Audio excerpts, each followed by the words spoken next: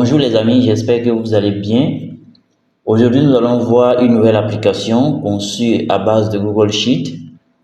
C'est une application de facturation qui peut produire les documents commerciaux tels que la facture pro forma, le bon de commande, la facture normalisée et le bon de livraison.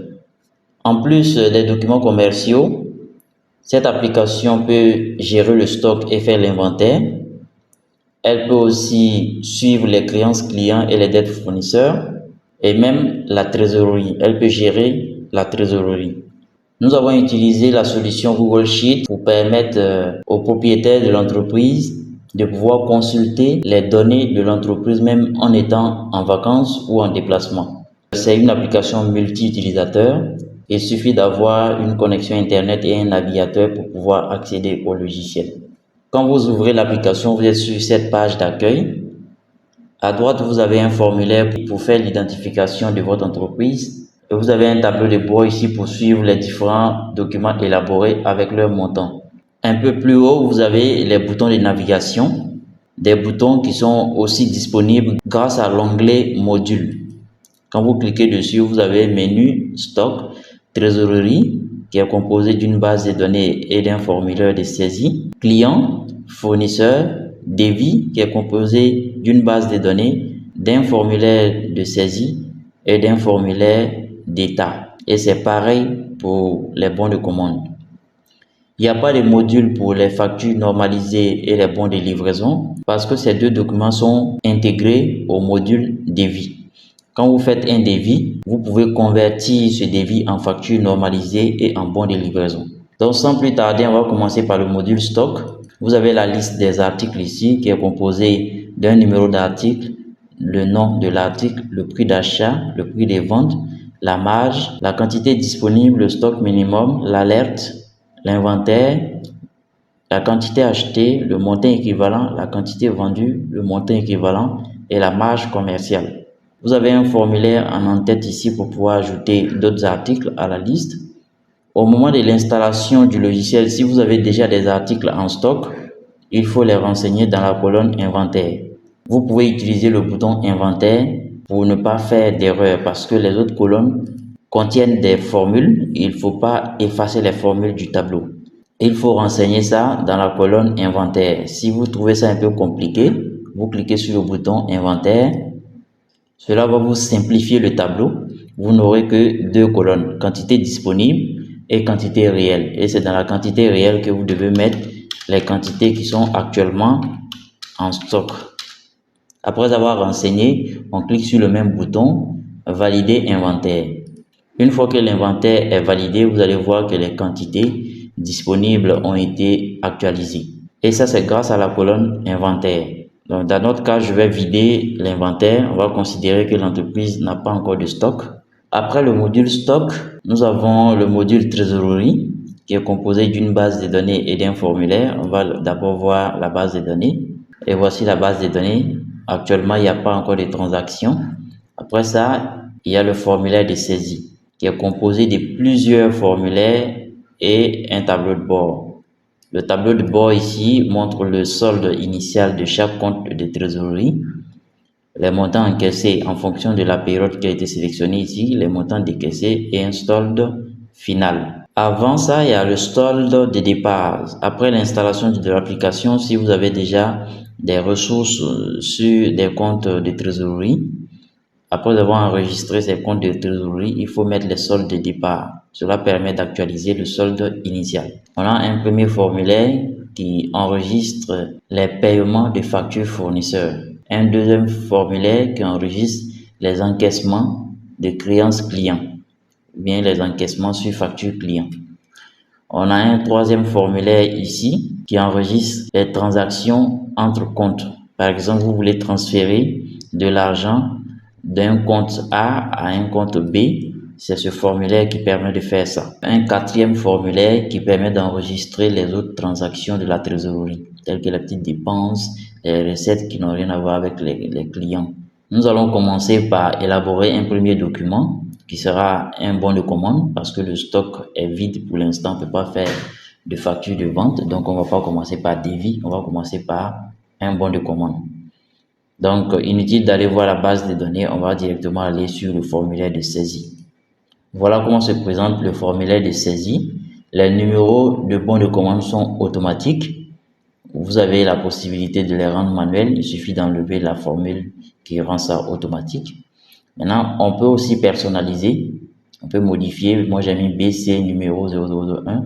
On peut formuler le numéro de bon de commande d'une autre manière. Je vais choisir un fournisseur.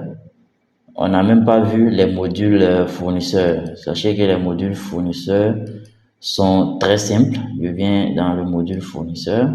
Vous voyez, c'est juste la liste des fournisseurs avec le solde de départ. Si à l'enregistrement du fournisseur, il y avait déjà une dette envers ce fournisseur, vous enregistrez ça dans le solde de départ. Et les saisies se font grâce au formulaire qui est en en-tête ici. On renseigne le formulaire et on clique sur le bouton ajouter. Donc je vais venir sur le bon de commande.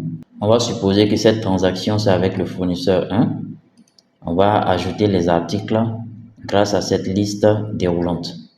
Je choisis article 1. Je mets 100. Je clique sur ajouter. À chaque fois que vous cliquez sur ajouter, vous allez voir exécution du script et vous devez attendre que le script soit terminé avant de cliquer sur un autre bouton. Article 2.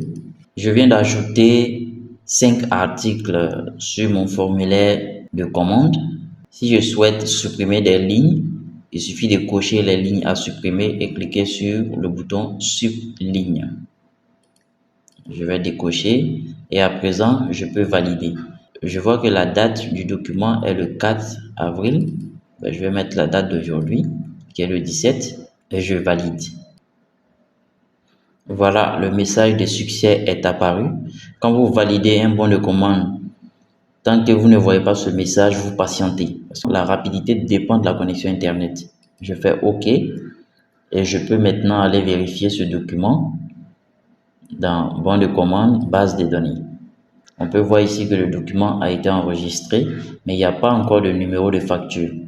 Voilà, c'est quand le fournisseur va nous envoyer sa facture qu'on va mettre le numéro de facture ici. Maintenant, si on vient vérifier le stock, on verra que les quantités n'ont pas été mouvementées. Voici les achats ici, il n'y a pas de quantité.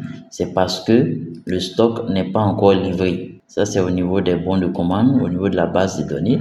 Ici, on voit une colonne où c'est marqué livré. Tant que ça, c'est pas coché, c'est considéré comme pas encore livré. Vous allez voir, quand je vais cocher ça, le stock est maintenant alimenté. On voit les quantités achetées, les montants équivalents.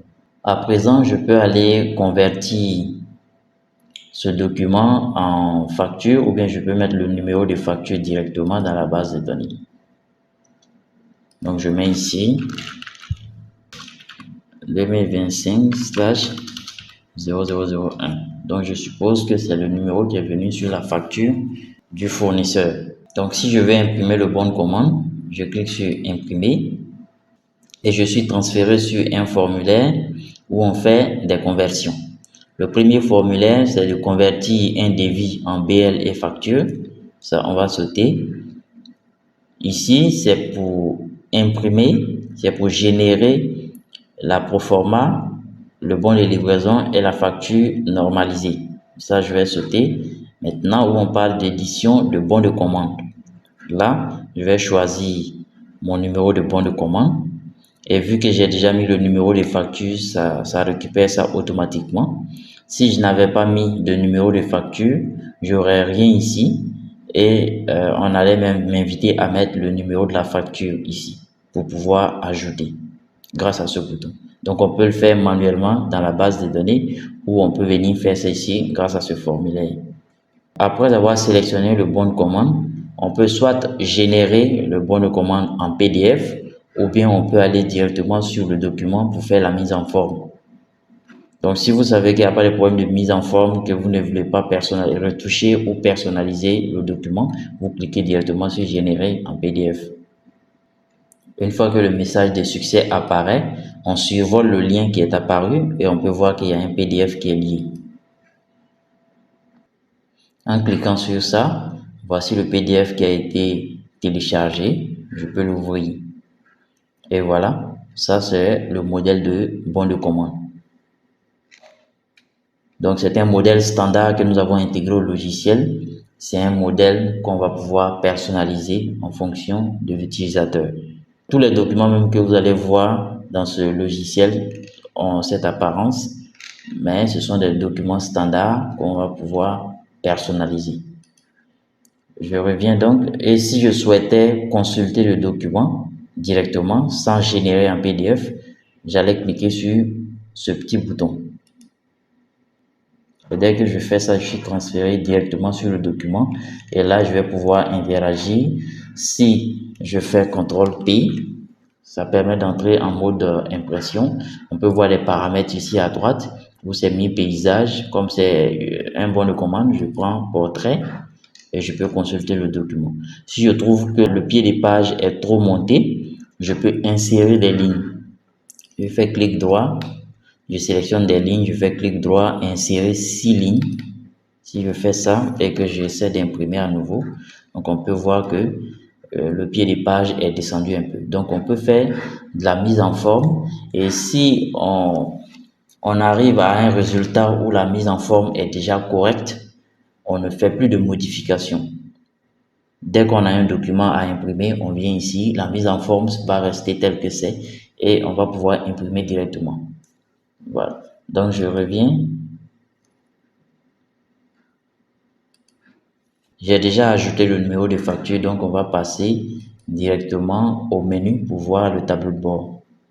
On peut voir sur le tableau de bord qu'on a un document élaboré au niveau de bon de commande élaboré.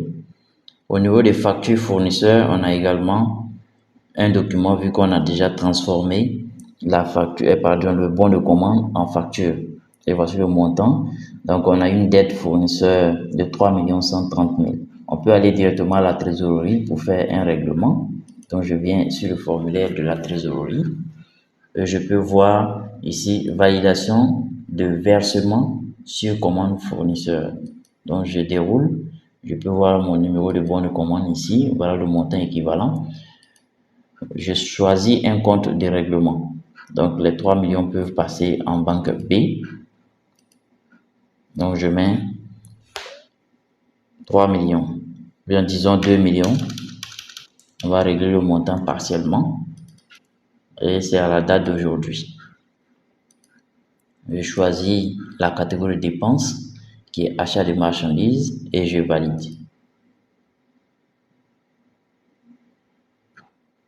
Après avoir validé, on peut voir qu'il y a un décaissement ici de 2 millions qui est constaté directement au niveau de la trésorerie. Et si on vient sur le menu,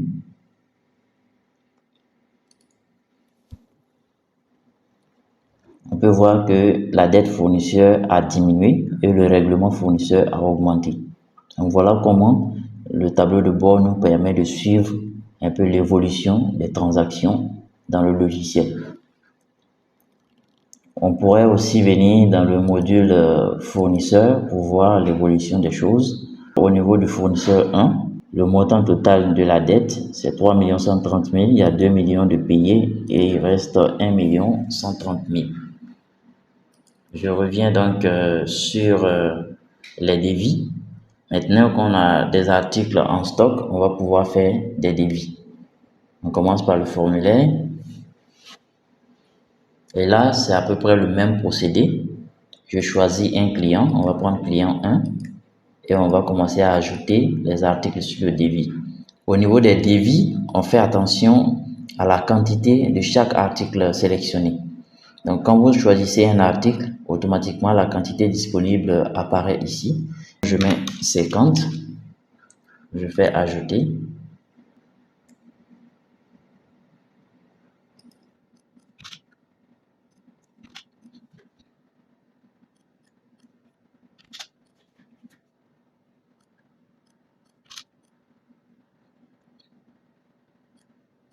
Et sur le devis, on peut personnaliser le prix de vente. Si par exemple, on souhaite proposer cet article au client 1 à un prix inférieur au prix normal, voici le prix normal qui est sorti ici, 25 000.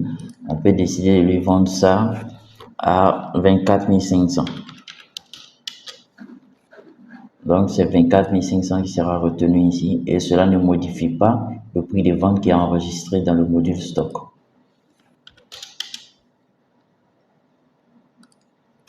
J'ai fini d'ajouter mes articles. Je dois dire maintenant à mon client quels sont les articles réellement disponibles en stock en ce moment. Donc, à la date d'aujourd'hui, on va prendre aujourd'hui qui est le 17. À la date d'aujourd'hui, tous ces articles sont disponibles parce que j'ai fait attention à la quantité disponible de chaque article. Donc, s'il y avait des articles à mettre sur le reçu alors que la quantité n'est pas disponible, je pouvais décocher ici où c'est mis dispo. Maintenant, pour supprimer, c'est le même procédé que le formulaire. On coche et on clique sur Subligne. Donc, une fois que j'ai fini les vérifications, je clique sur Valider. Voici le message de succès. Cela veut dire que ça a été enregistré. Je fais OK et je peux aller dans le module devis pour vérifier. Base de données. Voici la base de données. Donc, ça a été enregistré. Voici le numéro de devis ici. Il n'y a pas de BL, il n'y a pas de bon de livraison ni de facture normalisée pour l'instant. Et le montant est de 4 440 000. Il n'y a pas de montant encaissé sur cette facture. Et pour supprimer, on coche ici et on clique sur le bouton supprimer. Ça permet de supprimer le document. On va aller dans la conversion. Voilà, on est sur le formulaire de conversion. On va sélectionner le numéro de devis. Et on voit ici qu'il y a BL à faire et facture normalisée à faire. Voici le nom du client et voici le montant du document. À la différence des bons de commande, pour les factures normalisées et les bons de livraison, on ne peut pas renseigner les numéros de BL et de factures normalisées directement dans la base de données. Il faut toujours utiliser ce formulaire. Donc, je vais mettre bon de livraison BL /2025 /3x01. Pour la facture, c'est pareil, je vais mettre FACT 2025 /3x01. Et vous voyez, bien que j'ai mis les numéros de bons de livraison et de factures normalisées, c'est toujours mis ici BL à faire, facture à faire. Il faut confirmer quand on renseigne ces numéros-là. Quand on confirme, ça permet à la machine de faire les enregistrements. Et une fois que c'est enregistré, on peut voir que les numéros sont maintenant récupérés ici. Donc maintenant que c'est fait, on peut générer les différents documents, soit en PDF ou bien aller directement sur chaque document et faire la consultation. Donc voici la facture proforma, je vais aller dessus. Voilà la facture proforma. La liste des articles, quantité, prix unitaire, montant. On peut voir ici la disponibilité des articles, c'est disponible ou pas. Et ici, on a le montant total, la TVA. Donc, tout ça, c'est personnalisable. Même s'il y a d'autres éléments que vous avez sur votre facture, on peut les ajouter ici et faire en sorte que le logiciel soit conforme à ce que vous voulez. C'est pareil pour la mise en page, les en-têtes, on peut tout personnaliser. Donc, je reviens sur le menu édition. Et maintenant que c'est confirmé, on n'a plus qu'à enlever ça. On peut éditer les documents. Pour le modèle de BL et des factures, c'est la même présentation, hein. Ce sont les mêmes documents. Donc, ce sont des trucs standards que j'ai mis, vous voyez. Sauf qu'ici, il n'y a pas de total en bas parce que c'est un bon de livraison. Alors, si vous voulez avoir des cases, des signatures, signature DG, tout ça, là, on peut ajouter. Donc, c'est un document libre, on peut personnaliser. Et après ça, on peut revenir peut-être sur le menu. Et étant sur le menu, on peut voir proforma élaboré, bon de livraison élaboré, facture de vente élaborée. Mais il n'y a pas encore de chiffre d'affaires encaissé. C'est là qu'intervient le module trésorerie où on peut encaisser de l'argent. Ça, c'est ici. Le deuxième formulaire, encaissement client. On choisit le numéro de facture ici. Et là, on voit le montant. On peut dire qu'on a encaissé la totalité, hein, à la date d'aujourd'hui, qui est 17. Et sur quel compte de trésorerie la personne... Ah, ça c'est la catégorie. La catégorie c'est vente. et c'est sur quel compte de trésorerie on a reçu cet argent. On va dire banque B et on valide. Pour l'instant, la banque B a un solde de 3 millions. Et si on ajoute 4 millions, on va valider. Voilà, ça a été ajouté et on est maintenant à 7 440 000. Et si on vient au niveau du menu, on pourra voir l'évolution du tableau de bord. Donc, il n'y a plus de créances clients, tout a été encaissé. Et c'est pareil pour le module client. On peut voir au niveau du client 1 que le montant, la créance était de 4 440 000 et la totalité a déjà été payée. Donc, il n'y a plus de créances clients. Voilà comment fonctionne le logiciel. Donc, comme je vous l'ai dit, c'est une application vraiment basique. On peut l'améliorer, on peut même intégrer d'autres modules pour la rendre beaucoup plus performante. Merci d'avoir regardé la vidéo jusqu'à la fin. À la prochaine pour une nouvelle vidéo. D'ici là, portez-vous bien.